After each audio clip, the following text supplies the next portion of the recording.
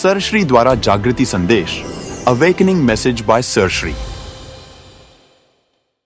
प्यारे खोजियों, आप सबको शुभेच्छा। Heavy thoughts. नए साल में प्रवेश कैसे करें? एक इंसान जिसका नाम था A to Z, उसने सोचा कि नए साल में प्रवेश करें, तो वह गया और कहा मुझे प्रवेश चाहिए। उनसे नए साल में सवाल पूछे, शर्त रखी। जो शर्तें रखी वे ही आज का प्रवचन है, क्योंकि A to Z जो नाम है उसमें आपका भी नाम है और आप सब चाहते हो कि नए साल में सभी को प्रवेश मिले। ऐसे आज भी कई लोग हैं जो पुरानी सदी में ही है, नई सदी में अभी प्रवेश हुआ नहीं है, क्योंकि वे जानते ही नहीं कि नया कैसे स्वीकार किया जाए। वे पुराने को ही पकड़ कर रखते हैं। उन्हें पता नहीं कि समय कैसे आता है, समय कैसा होता है। समय बिल्कुल अवसर की तरह होता है। उसे बाल आगे से होते हैं, पीछे से गंजा होता है। नया साल एक अवसर है, एक समय है। अगर उसको पकड़ना है, अगर उसको पाना है तो आगे से ही पकड़ना है, क्योंकि आगे से बाल है तो पकड़े जा सकते हैं। सिर के पीछे गंजा है, ऊपर से तेल लगाता है तो पकड़ा नहीं जा सकता। समय के पहले जागृत हो जाते हैं, जब समय के पहले, तब उस अवसर का लाभ लिया जा सकता है। आज हमारे सामने एक अवसर है। इस वर्ष ने जो शर्तें रखी वो क्या थी? शर्त यह है कि तुम्हें बच्चा बनना होगा, अच्छा बनना होगा, कच्चा बनना होगा और सच्चा बनना होगा। बच्चा बनना है, अच्छा बनना है, कच्चा बनना है और सच्चा बनना है। चौथा जो बताया उसे अगर आप समझ गए तो बाकी सब आसान है। चौथा गहरा है, सूक्ष्म है। सच्चा बनना होगा। कोई कहे कि आज 31 तारीख है इसलिए मैं खुश हूं, तो क्या वो सच बोल रहा है? वो गलत बोल रहा है। ये सच नहीं है, क्योंकि वो जो कह रहा है वह अपने आप को कुछ गलत मानकर कह रहा है। वह जो नहीं है वह मानकर कह रहा है, तो वो सच कहाँ हुआ? यह है वह सच जो हकीकत में है, जो हम हैं। अपने आप को भूल जाने की वजह से कुछ और सच मानकर बैठे हैं।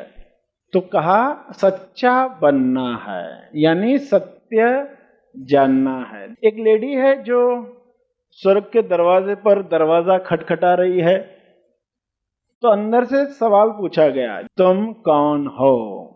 तो लेडी ने झट से कहा, मैं मंत्री की बीवी हूं। आवाज आई, तुम्हारे पति के बारे में नहीं पूछ रहे। फिर से सवाल दूसरी बार दोहराया गया, कौन हो तुम? उसने थोड़ा सोचकर जवाब दिया, मैं अमेरिकन हूं। तो उसको कहा गया, तुम्हारे देश के बारे में नहीं पूछ रहे। फिर सवाल पूछा गया, कौन हो तुम? इस बार थोड़ा उसने ज्यादा सोचा और कहा, मैं मां हूं 3 बच्चों की। उसे कहा गया, तुम्हारे बच्चों के बारे में नहीं पूछ रहे। फिर चौथी बार पूछा गया, कौन हो तुम? बहुत सोचने के बाद उसने कहा, मैं अंग्रेज हूं। उसको कहा गया, तुम्हारी भाषा के बारे में नहीं पूछा गया। कौन हो? जब ये सवाल बार बार पूछा गया, ये बताते जा रही है और जवाब आया कि जो तुम जवाब दे रही हो वो सच नहीं है। उसके बारे में कोई पूछ भी नहीं रहा। अब आगे वो मैं कुछ सोच रही, मैं सोच रही है, मैं कौन? और जोरदार आवाज आई, गेट आउट। मैं जब तक चलेगा तब तक तुम मैं को नहीं पहचान सकते। जैसे ही जोरदार आवाज हुई गेट आउट, वैसे ही उसका सपना टूट गया। वो जाग गई, वो उठ गई और उस दिन के बाद उसका जीवन बदल गया। क्यों? क्योंकि आज तक जो अपने आप को मान रही थी, सारे जवाबों को गलत साबित कर दिया गया। आज 26 तारीख है या 31 तारीख है, ये सुनकर आपके जीवन में क्या परिवर्तन हो सकता? कोई परिवर्तन नहीं होगा। मगर क्या ऐसा कोई सत्य है जो सुनकर हमारा जीवन बदल जाए? वह है सत्य, वह है सच। वह लेडी तो यही मानते रही क्योंकि ये सब तो शरीर से रिलेटेड बातें थी। वो माँ है या बीवी है या अंग्रेज है, मगर सत्य कुछ और था। तो सच्चा बनना यानी अपने आप को जानना, और सच्चा बनते ही बच्चा बनना सहज है, या सच्चा बनते ही बच्चे बन ही गए? बच्चे बन गए यानी कोई तोतली भाषा में बात करने लग जाओगे, ऐसा नहीं है। जैसे बात करते आए वैसे ही करेंगे, बल्कि अनुभव जो होगा एक बच्चे का होगा।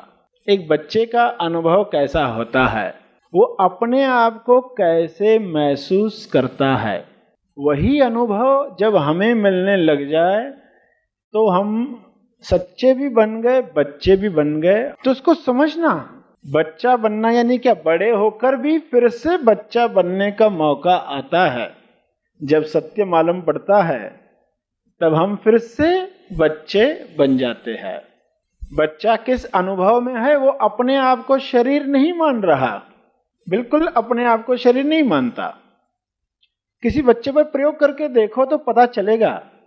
जैसे एक छोटी बच्ची है जिसका नाम पिंकी है, आप उससे पूछो, उसकी एक बहन है, पिंकी की बहन, उससे पूछो ये कौन है, तो वो बताएगी ये मेरी बहन है। अब अगला सवाल जो होगा वो क्या होगा? पिंकी की जो बहन है, इसको कोई बहन है क्या? तो वो कहती नहीं, इसको कोई बहन नहीं है। क्यों? अपनी तरफ वो शरीर नहीं मानती, अपनी तरफ वो सिर्फ अनुभव को महसूस कर रही है। जब हम कहते हैं ये मेरा शरीर है, बिल्कुल उसी तरह जिस तरह सोते वक्त हम कहते ये मेरा तकिया है, इस तकिए के बगैर तो नींद ही नहीं आती, ये मेरा तकिया है। तो हम तकिए को मैं नहीं मानते, हम उसका इस्तेमाल करते हैं, मगर हम ये नहीं कहते कि ये मैं। वैसे ही जब हम कहते ये मेरा शरीर है तो हम उसका इस्तेमाल कर रहे हैं। इस्तेमाल करने वाला जो है वो असली अनुभव है। सच्चा बनना यानी उस सत्य को जानना, और बच्चे उस अनुभव में है। सच्चे बनकर जब आप जवाब दोगे तो वो अलग आएंगे, अनुभव करके बताओगे। समय क्या हुआ है अनुभव करके बताओगे, वरना कैलेंडर और घड़ी देखकर ही हम बताते हैं कि ये समय हुआ है, ये साल आया है। मगर तुम्हारा अनुभव क्या कहता है? वाकई कुछ नया हो रहा है, या ये कैलेंडर्स डिसाइड कर रहे हैं कि इस दिन से हमें खुश होना है, इस दिन हमारा बर्थडे है, इस दिन हमें खुश होना है, इस दिन हमारा प्रमोशन है, इस दिन हमें खुश होना है, इस दिन हमारी रिजल्ट आने वाली है, इस दिन हमें खुश होना है, इस दिन एंगेजमेंट है, इस दिन खुश होना है। या अनुभव करके बताओगे कि हर क्षण सत्य जानकर आनंद प्राप्त किया जा सकता है। जब अनुभव को महत्व दोगे तब बाहर की चीजें आपको दुख देना बंद कर देती है। तो बच्चे बनना है, वैसे जवाब आपसे निकले तो उसके लिए उस अनुभव में स्थापित होना है। पर बड़े होते ही कॉन्ट्रास्ट माइंड तैयार होता है, तोलू मन तैयार होता है। तोलू मन क्या करता है? कमेंट्री करना शुरू कर देता है, ये अच्छा हो रहा है, ये बुरा हो रहा है, ये तो मालूम है, ये तो पहले से ही पता था। तो ये कमेंट्री कर करके जो सुन रहा है उसे खंडित कर देता है। कॉन्ट्रास्ट मन के पैदा होते ही बच्चा बच्चा नहीं रहता, वो बड़ा हो जाता है।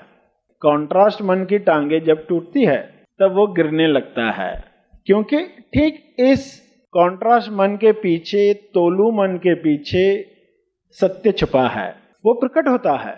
उसके प्रकट होते ही असली चमक सामने आती है कि इंसान अपने होने से खुश हो सकता है। नया साल आया या नहीं आया, पार्टियां हुई या नहीं हुई, वो डिसाइड नहीं करेगी हमारी हैप्पीनेस, वो तो बोनस होगी। जब ये पार्टियां होगी तो वो बोनस होगी, उसके लिए हम वेट नहीं कर रहे खुश होने के लिए। किसी भी क्षण खुश हुआ जा सकता है। तो पहले ही जो शर्त रखी गई, बच्चा बनना है, सच्चा बनना है, और कहा कच्चा बनना है, अच्छा बनना है। एक ऐसी चीज है जो हमें अच्छी लगती है। जब भी आप स्वस्थ होते हो तो कुछ होता है जो अच्छा लगता है। जब वो बुलबुल में फीलिंग होती है तो वो गीत गाती है, कोयल में वो फीलिंग है तो गीत गाती है। कुदरत में चारों तरफ देखोगे तो क्या चल रहा है? हर जगह आनंद की अभिव्यक्ति हो रही, क्योंकि वहां कुछ अच्छा लग रहा है। कोई मान्यता आ गई, कोई दुख का विचार आ गया, कोई तुलना हो गई तो दुख शुरू हो गया, वो अच्छा लगना बंद हो गया। हम अपने स्वभाव से दूर चले गए, और अपने स्वभाव से दूर जाते ही सत्य से दूर हो गए, उस अच्छे लगने की फीलिंग से दूर हो गए। सभी यही चाहते हैं, आप जिंदा हो, यानी वह फीलिंग आपके अंदर है। जिंदा होने की फीलिंग, अच्छा लगने की फीलिंग आपके अंदर है। वह कैसे जागृत हो, वह कैसे महसूस हो? जब भी आप चाहो। अभी तो इंतजार करना पड़ता है, कुछ तो त्योहार आए, कुछ तो ऐसी घटना हो मन मुताबिक, तब हम उस अच्छा लगने को महसूस करेंगे, वो खुशी को महसूस करेंगे। हम रुके हुए हैं, अब रुकना नहीं है, जल्द से जल्द इस चीज को समझना है। कच्चा बनना है जब कहा, यानी फ्लेक्सिबल, हमारी जो बुद्धि हो वो फुर्तीली हो, फ्लेक्सिबल हो। कच्चा घड़ा कैसे होता? जैसे उसको शेप देना चाहो, जैसी सूरत बनाना चाहो, वैसी सूरत बन जाती है। क्योंकि वो कच्चा, एक बार पक्का हो गया तो क्या होता? टूट जाता है। थोड़ा भी कुछ हुआ, छोटी सी घटना हुई, छोटा सा तूफान आ गया, वो पेड़ जो अकड़ा हुआ है टूट गया, जो घास फ्लेक्सिबल है वो कायम रहती है। तो कैसे कच्चा बना जाए जो टूट रहा नहीं मगर फ्लेक्सिबल है? यानी नए को स्वीकार करने की शक्ति, बुद्धि हम में होनी चाहिए। मगर जो सुनने को तैयार है उसे सत्य बताया जाता है कि हकीकत में कितना आसान है ये जो खेल चल रहा है। किस लिए बनाया गया? आनंद के लिए। मगर भूल जाने की वजह से इंसान एक बोझ लेकर घूमता है। हकीकत मालूम पड़ते ही, सच मालूम पड़ते ही वो बोझ खत्म हो गया। सच्चा बनना है तो सच का रास्ता क्या है उसको भी समझ लें। सच के रास्ते के 4 खंड है, 4 खाने हैं, 4 ब्लॉक्स जिसमें से गुजरकर हमें पहुंचना होता है सत्य तक। तो 4 खाने जो है, पहले खाने में क्या है? जहां पर इंसान शुरुआत करता है कुछ जानने की, कुछ जानना है, सत्य जानना। वो क्या समझता है कि अगर मैं कुछ जानकारी हासिल करता हूं तो मैं जानता हूं, मुझे मालूम है। कुछ जानकारी जिसको कहते हैं जीके। जीके यानी जनरल नॉलेज, जानकारी है। इस पर्सन को जानकारी है कहाँ कहाँ अच्छी होटल है, इस पर्सन को जानकारी कहाँ पर इस तरह की वस्तुएं अच्छी मिलती है, कौन से दुकान कहाँ कहाँ पर है, इसको जानकारी है। भारत का पहला पीएम कौन था उनको पता है, प्राइम मिनिस्टर कौन है, तो जनरल नॉलेज है उनके पास। और वे लोग खुश होते हैं कि हम जानते हैं। पहले खाने में ऐसा ही होता है जहां जनरल नॉलेज को नॉलेज समझा जाता है, मगर जनरल नॉलेज नॉलेज नहीं है। जिस ज्ञान की बात चलती है वो ज्ञान सामान्य ज्ञान वाली बात नहीं है। उसमें कुछ जानकारी आपको हो ना हो, आपके जीवन में परिवर्तन नहीं आता। मगर ऐसी बात जो जानने के बाद आप वह नहीं रहते जो मानकर जी रहे थे, वो असली ज्ञान।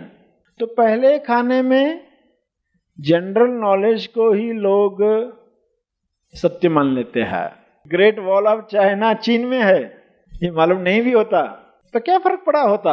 आपके क्रोध में फर्क आया होता, आपके बोर्डम में फर्क आया होता, आपके अहंकार में, आपके डर में, आपकी नफरत, द्वेष में, ईर्ष्या में कोई फर्क नहीं आया होता। फर्क आता है तब जब हमें असली चीज पता चलती है, अपने बारे में पता चलती है, क्योंकि एक्शन वहां से होती है। हमारे अंदर ऐसा कुछ है जहां से जाना जाता है और एक्शन होती है। सोर्स जो है जहां से विचार उठते हैं, और हर बॉडी में वैसे ही विचार नहीं उठते, अलग अलग विचार उठते। तो ऐसा क्यों है? क्या कारण है कि ऐसे ही विचार उठते हैं? सत्य जानने के बाद विचार बदल जाते हैं, विचार बदल गए तो उच्चार बदल जाता है, उच्चार बदल गया तो आचार बदल जाता है, संचार बदल जाता है। तो हम बात कर रहे थे पहले खाने पर। पहले खाने में जनरल नॉलेज को ही ज्ञान समझा जाता है, मगर वो ज्ञान नहीं है। पहले इंसान वहां रहता है और कई सालों तक यही सोचता है मुझे ज्ञान है, फिर एक दिन पता चलता है नहीं, कुछ और बातें हैं। आध्यात्म में कुछ ऐसी बातें हैं जो जानना अति आवश्यक है। तब वो जाता है, सत्संग जाता है और जाके प्रवचन सुनता है। और प्रवचन में मन जब गिर जाता है तो बाहर की बातें डिस्टर्ब करना बंद कर देती है, वरना मन सुन रहा है, कुछ और देख रहा है, कुछ और मनन कर रहा है अंदर, तो ठीक से सुन ही नहीं पाता।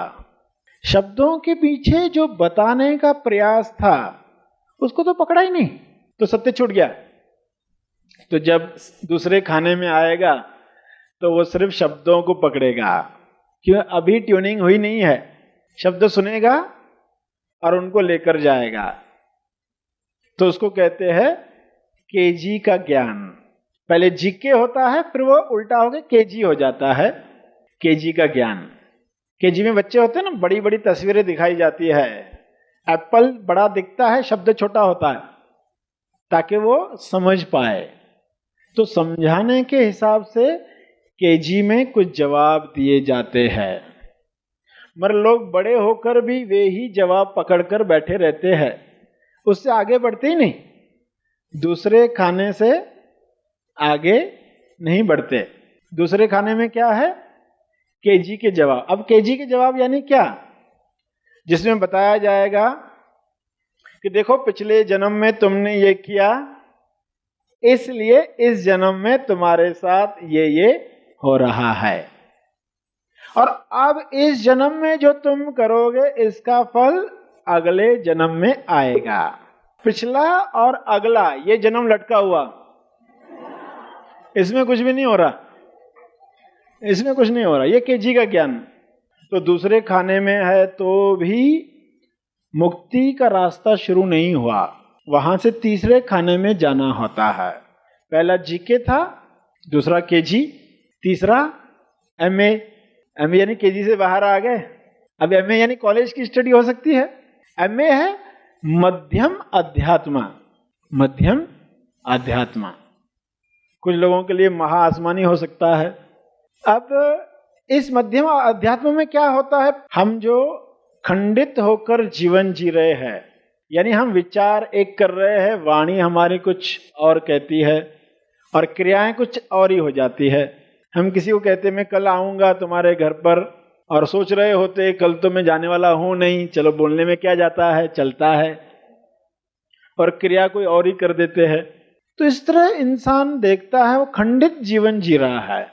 अब जब सभी को एक किया जाता है, तुम कौन हो ये जानने के बाद तुम्हारे विचार भी वे ही चलते हैं जो तुम्हारी वाणी बता रही है। जो तुम्हारी वाणी बता रही है, तुम्हारे से क्रियाएं भी वही हो रही है, और जो क्रियाएं हो रही है उन्हीं पर तुम विचार करते हो, तो तुम अखंड होने लग गए। खंडित जीवन टूट गया।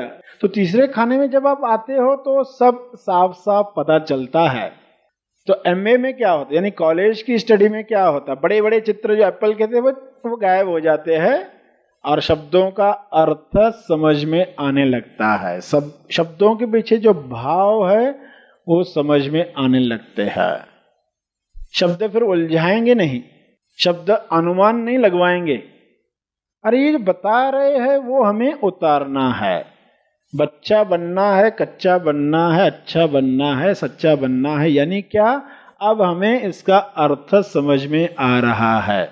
शब्द तो आपको बिठा के रखने के लिए होते हैं, मौन में बैठ नहीं पाओगे, इसलिए शब्दों के सहारे आपको बिठाया जाता है। मगर दी जाती है असली चीज, उस वातावरण में, उस मौन में आपके अंदर जो मौन है वो जागृत हो जाए। तेज मौन जो है वो अनसीन है, वो अदृश्य है। उसके लिए हम कुछ करना नहीं चाहेंगे, हम करना उन्हीं चीजों के लिए चाहेंगे जो सुनाई देती है, दिखाई देती है। तो कैसे हम एमए से आगे बढ़े? क्योंकि एमए में आ गए यानी कि अब एक ऐसा स्थान जहां सब बैलेंस हो गया। बुद्ध ने कहा न ज्यादा खाओ न ज्यादा उपवास रखो, मध्यम मार्ग बताया, मध्यम अध्यात्म। न ज्यादा सो न ज्यादा जागो, मध्यम अध्यात्म।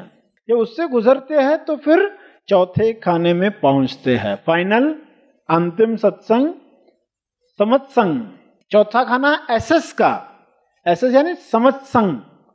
समत्संग में मिलती है समझ, वह समझ जो किसी भी मार्ग के अंत में आती है, जो कॉमन है, एक जैसी है।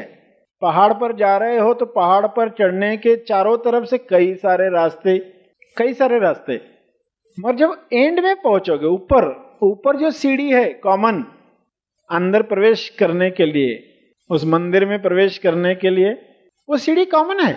उस मस्जिद में, उस गुरुद्वारे में शब्द कोई भी कहा जाए, मंदिर का अर्थ है मन अंदर, वहां जो सीढ़ी है वो कॉमन है, उसे कहा गया समझ।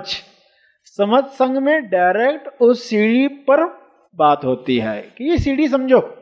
अब जो समय है इस सीढ़ी को समझा जा सकता है। उस समझ को प्राप्त करते ही फिर जो वातावरण है हमारे चारों तरफ वो बदल जाता है। एक इंसान दूसरे से पूछता है कि भाई आज का दिन कैसा होगा या नया साल कैसा होगा, तो जवाब क्या दे रहा है? समझ संग का है तो क्या जवाब देता है? जैसे मैं चाहूं वैसा होगा, जैसा मैं चाहूं वैसा होगा, वरना तो जैसे भूत चाहेगा वैसा होगा। भूत चाहेगा यानी भूतकाल, हमारे जीवन में जो जो घटनाएं हो चुकी है वे ही गाइड कर रही है हमारा आगे कैसा होगा, कब कौन से वातावरण में कैसी फीलिंग आएगी।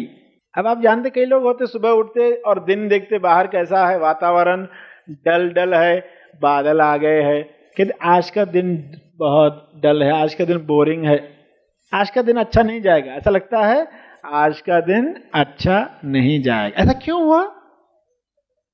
वो बादल देखकर ही उसमें ये विचार क्यों आया? बारिश देखकर, कुछ लोगों को बारिश की सीजन पसंद ही नहीं, बारिश आए तो डिप्रेस हो जाते, अंदर वो फीलिंग आती डिप्रेशन की। क्यों हुआ ऐसा? भूतकाल की घटना जब वो याद करेगा उसको मालूम पड़ेगा कि वो जा रहा रास्ते से और कोई गाड़ी गुजर गई, कीचड़ पूरा उसके ऊपर गिरा कर गई। पहले ही तकलीफ में था, लेट हो रहा था, ऊपर से ये कीचड़। ऐसी तकलीफ हुई उस दिन कि बस बारिश की सीजन आई तो सब फीलिंग ऊपर आती, वो जो उस दिन तकलीफें हुई सब ऊपर आती है। अब उसका वर्तमान कैसा है? भूत गाइड कर रहा है, भूतकाल में जो घटनाएं हुई है वो गाइड कर रही है उनको। वो फीलिंग को जानते ही वो कहता आज का दिन अच्छा नहीं जाएगा।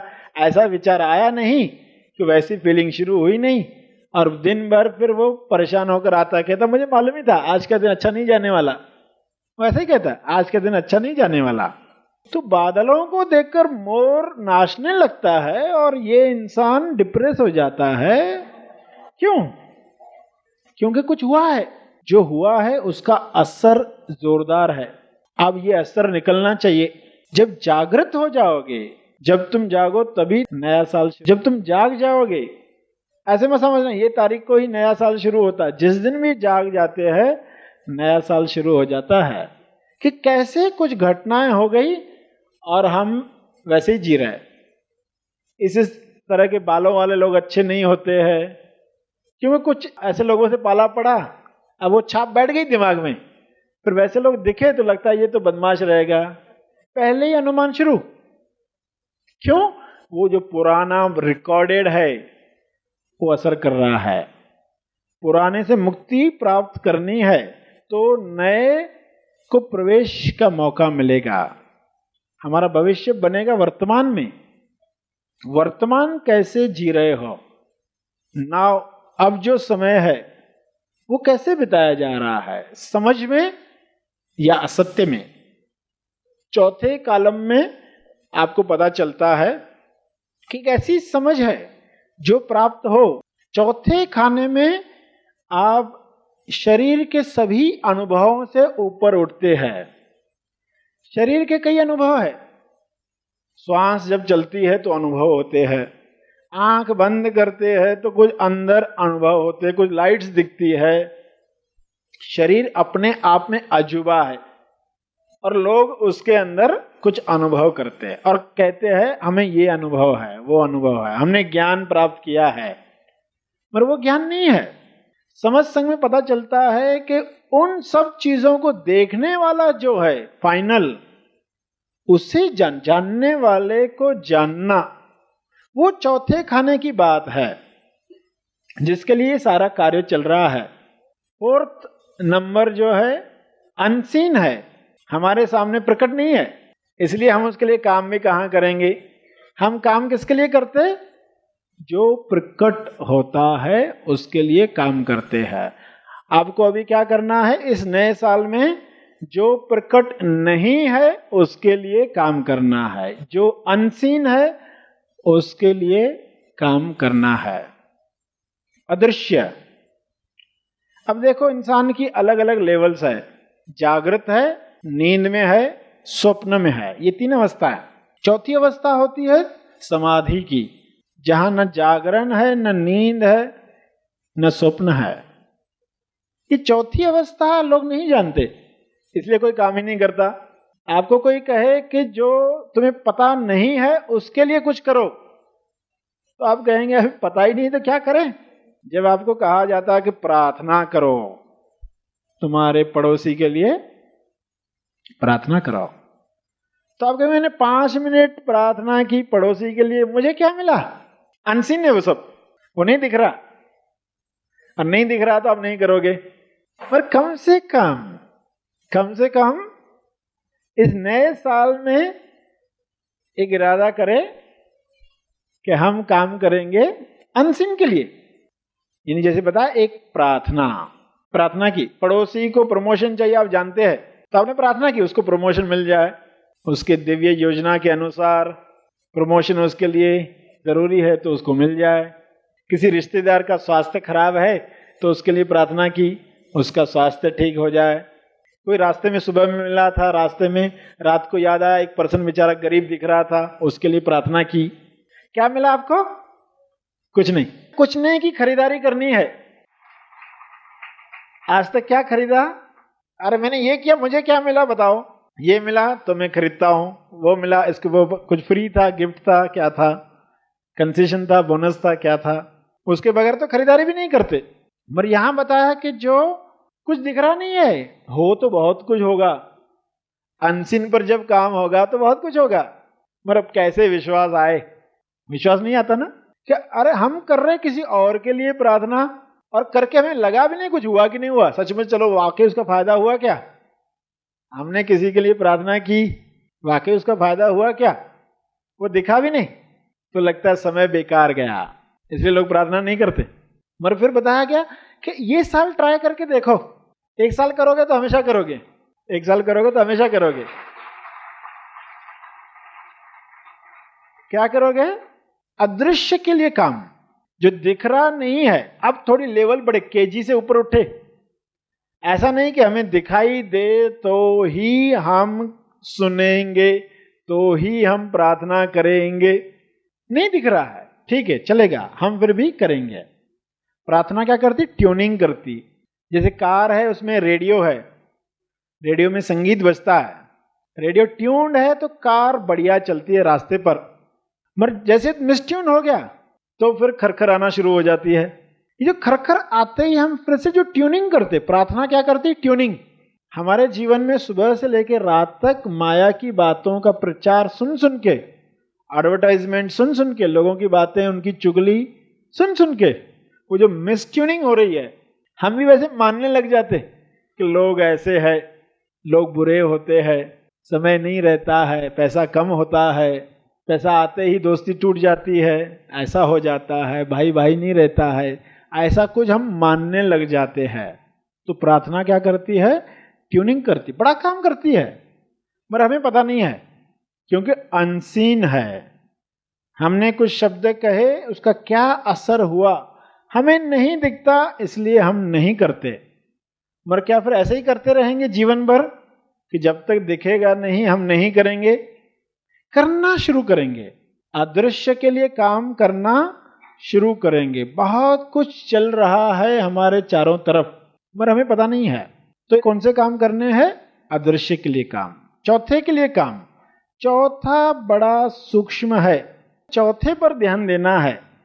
ये चार शब्द आपको याद दिलाए, अनसीन की। लोगों को अटेंशन चाहिए, अरे मुझे अटेंशन दो, अटेंशन दो।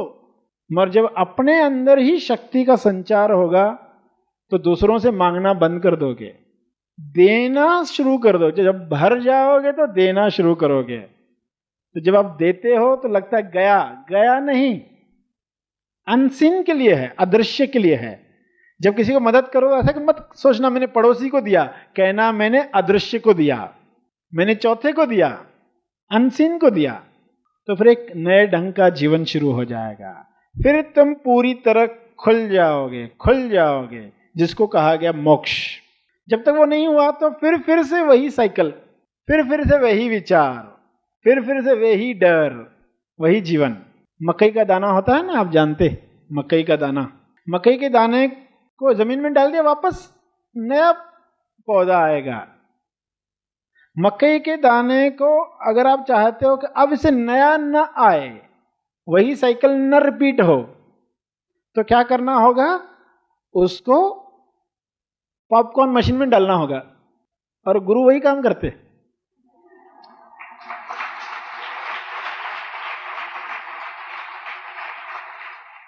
पॉपकॉर्न मशीन में देखा है, मकई का दाना गया तो फुलकर ऊपर आ जाता है, खुलकर ऊपर आ जाता है। खिलो, खिलो, फुलो, फलो। तो अब ये जो उभर कर आया, अब इसको वापस जमीन में डालो। अब क्या होने वाला है? कुछ भी नहीं निकलेगा। अब इसको मोक्ष मिल चुका।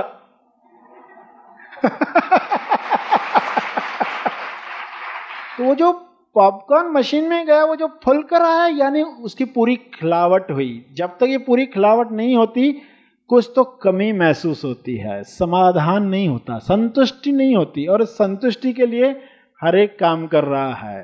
अंदर से कुछ बार बार आता है, कुछ खुले, कुछ हो अंदर हमारे। उस मशीन के द्वारा जब वो पॉपकॉर्न खुल जाता है, उसके पाप सब धुल जाते हैं।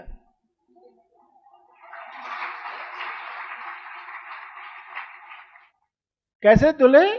कान के द्वारा। पॉपकॉर्न में कान भी है, पाप सब कान के द्वारा धुल जाते हैं। तो कान का सही इस्तेमाल हो, सही श्रवण हो, सत्य का श्रवण हो, तो देखोगे कि गुरु का रोल जो हुआ सही हुआ।